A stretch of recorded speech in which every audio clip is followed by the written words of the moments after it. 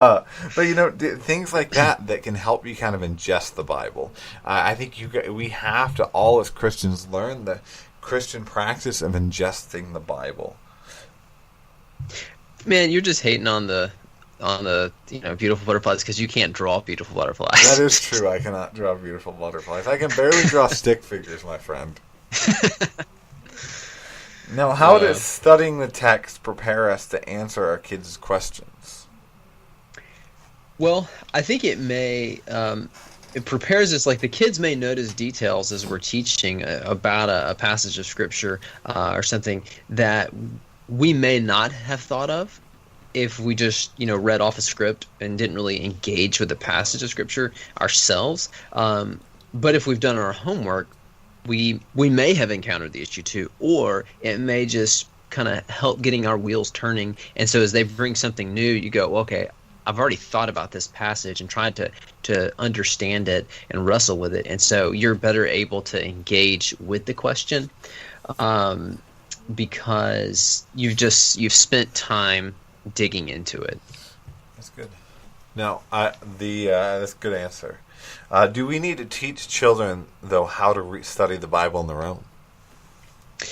Yeah, I mean, ultimately, you want to teach them to feed themselves, and I mean, this is something I'll admit I have not done that well since I've been here at Curtis.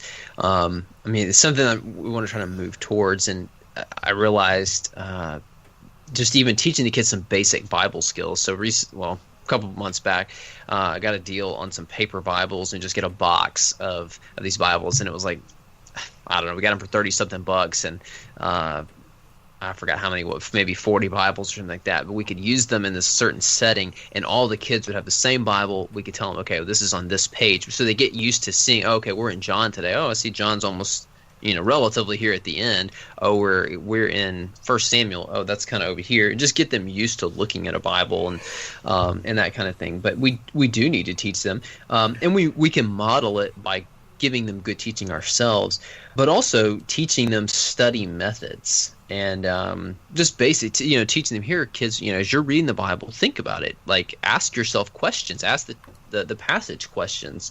And so I think it is something that you build towards. Yeah, that's good. I think we absolutely need to do this.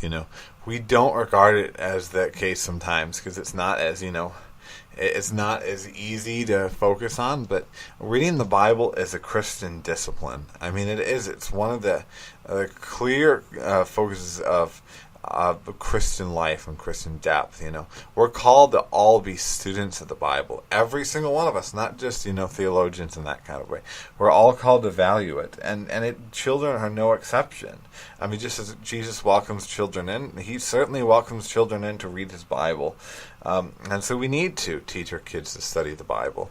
We need to prepare them in clear ways, like you said, with that, and pointing out this is where John is, and I think even things like helpful things that can help even a young age is even the Bible songs, the songs that teach the books of the Bible in order, so that they can know how, when somebody says, First Samuel says this is where I turn to in my Bible. This is what that means, Even teaching them to take the time and read a whole passage, and take the time to ask questions of a passage, to think about things, even at a young age. And, one thing in family worship, our kids will sometimes ask crazy, complex, weird questions about a text when we read it to them. And sometimes that can be uncomfortable, but encourage it, That is what they need to be doing, and what we should reinforce is that kind of analyzing of the text and questioning and wondering. And that is right and godly, something that we need to instill in our kids. Yeah, actually, our pastor's been preaching through Jonah recently, and I had a mom email me. She said they try to take the passage of scripture for the sermon that day and talk about it that evening. And so one of their daughters, their daughters are like in third and fourth grade, so that gives you an age range. And one of them asked, she's like, why does God pursue us and give us chances, even if like with Jonah, like if he knows what we're going to do? And so, I mean, this girl, I mean, I don't think she's hit double digits yet in age, and she's wrestling with, well, how does this work? Well, why would God come after us? And when He knows what we're going to do, and all of that. And so, I mean, those wheels are turning, and so I think that was great. Yeah, that's awesome. Yeah. And now, how do we teach kids to interpret the Bible for themselves? Without starting cults, of course. I think in many ways, like you do with adults, you teach them to read and to reread the passage, to read it in context, like one of my daughters is in first grade right now, and so they're learning about reading comprehension and asking questions of this little passage they had to read, this little story they had to read. And so, like that, I mean, it's just teaching them good reading skills, teaching them to ask good questions of what they've read. I mean, one maybe easy way, a little template, the who, what, when, where, why, how. I mean, that could be a method. I don't want to say that's the only thing, but and teach them to ask for help too. And just to further the conversation, whether it's parents saying, bring those questions to me and we'll try to look at it together. And then if, we can't figure it out together, we'll go talk to one of our pastors or, something like that. And so that it's okay to, if you don't know the answer, but you're just trying to ask questions and understand it. And teaching them, again, that the Bible isn't this magic book. It's not just a book full of declarative sentences or just these one-off proverbs, but we should work to see what it says because it is so important. That's good. Yeah. That when we do our children's lessons, we try to do a lot of asking questions. That's, almost all good children stuff, and even youth should. But, I think too often we just ask questions, what does it mean to be a good friend? But I think we help kids and youth interpret the Bible on their own by asking questions when we're together in our programs, by reading a text together before you even launch your lesson. What do you guys think this means? What does this verse mean? And letting them dive deep and be willing to even, help them if they get it wrong, because they will, and we'll get it wrong sometimes too. But even in family worship too, I think that is one clear benefit of family worship is that we can teach our kids to interpret the Bible through it, and through having those kind of questions that you described. We don't just read the verses to our kids, but what does that mean? Child, how does that relate to this passage? In a simple way that kids can understand, especially when you're discipling young kids. But nonetheless, we need to interact in those kind of ways. Model questioning, because that's all what exegesis is about: asking questions, asking the right questions, and looking for the right answers to those questions, and to teach that skill of asking good questions and looking for those answers. And I think even encourage kids, to do that kind of work on their own. So, I think we will thoroughly equip our kids to really be avid readers of the Bible and excellent exegetes if we do this work. And that's important, even though it sounds like a big word that we don't like to use a lot, right? Right. No, that's really good and helpful.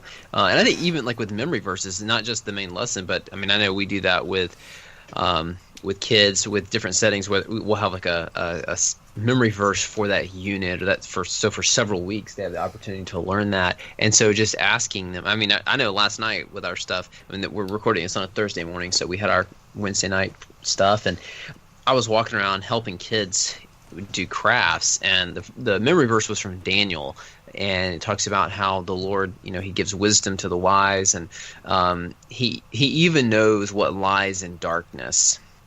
And I was asking kids, what do you think it means that God knows what lies in the darkness? And they were like, I don't know, and so I was trying to explain, ask them questions, trying to dig a little, help them to dig a little deeper. But because I found that too.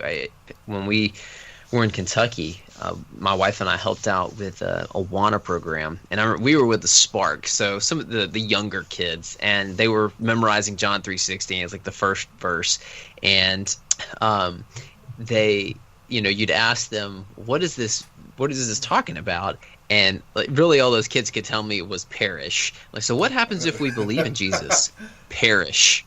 Like, no, I know that's okay. That's the word in there that you probably don't understand. It's kind of a cool sounding word, but no, we don't perish if we believe in Jesus. And but just getting their wheels to turn some is what will bear fruit. Thank you for joining us for this episode of the Theological Family Ministry Podcast. If you have enjoyed this episode, please give us a review on iTunes and share the podcast with your friends on social media. All new episodes are available to listen to on Stitcher, SoundCloud, YouTube, Spreaker, and iTunes. We hope you have a great week, and join us again every first and third Thursday.